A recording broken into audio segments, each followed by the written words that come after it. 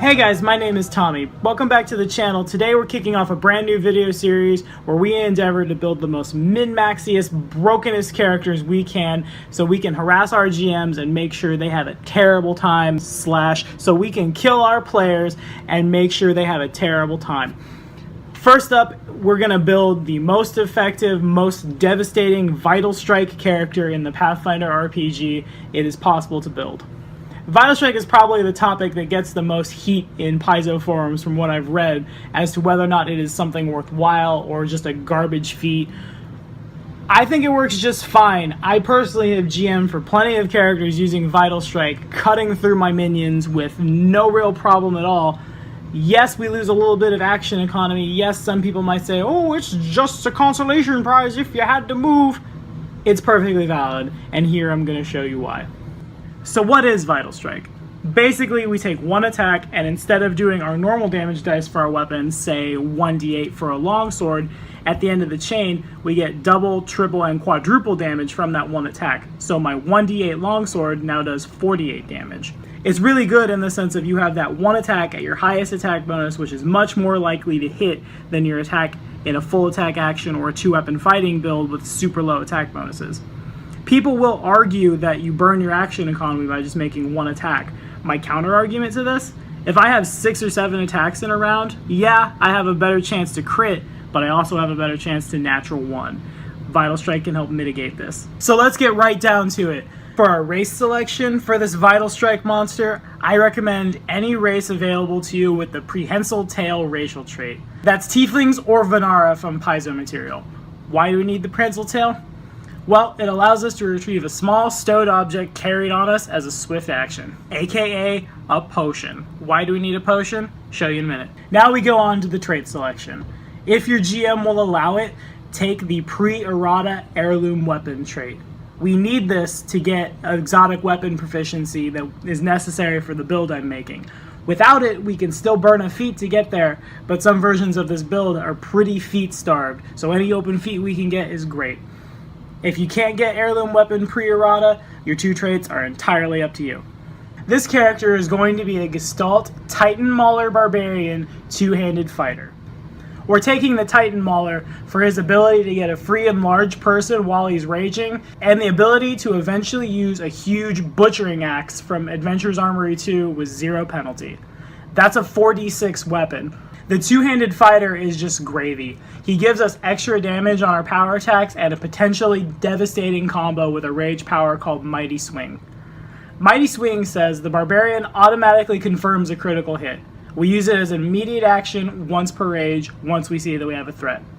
At 19th level as a standard action, a two-handed fighter may make a single melee attack with a two-handed weapon and a -5 penalty. If the attack hits, it's a threat. Then we use Mighty Swing, it's wonderful. The two-handed fighter lets us use double our strength bonus instead of strength and a half from using a two-handed weapon, and he lets us double our power attack bonus instead of increasing it by half. So instead of a multiple of 3, we get a multiple of 4, which adds up really quick. Now let's talk about feats. If our GM is allowing a Gestalt game and we're playing a Gestalt Titan Mauler two-handed fighter, our feats are a little more loose. We have several towards the end of the game that are more free for whatever the player wants, but it's essential that we get the Vital Strike feats, the Cleave feats, Devastating Strike for extra damage, Cleaving Smash to allow us to cleave in a Vital Strike, and Leadership. You'll see why we need Leadership later. If we aren't playing a Gestalt game, we drop the two-handed fighter and we run a Titan Mauler Barbarian all the way up.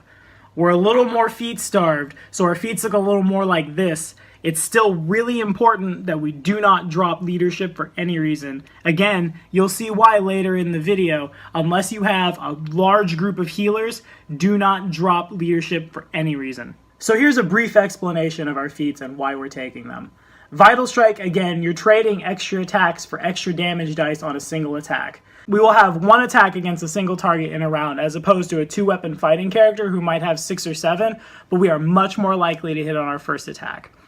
We're taking the Cleave feats to allow us to still hit multiple targets and do multiple rounds of damage in a given turn. Using Cleaving Smash, we're still allowed to do Vital Strike damage while we're cleaving, though it is technically not an attack action. The Furious Finish feat is why we're a Barbarian in the first place. It allows us to do maximum damage on a Vital Strike. We are fatigued at the end, but that's why we're taking leadership. The truth is, we need somebody to cast spells on us to remove these conditions. In certain groups, if we've got a lot of clerics, a lot of druids, lots of healers, it's probably cool to miss this. But if you don't, we really need to make sure we leadership in somebody who is glued to us to cast spells on us to remove the exhausted condition so we can go back to our rage and furious finish again for maximum damage at somebody else on the cleave. So let's talk about combat.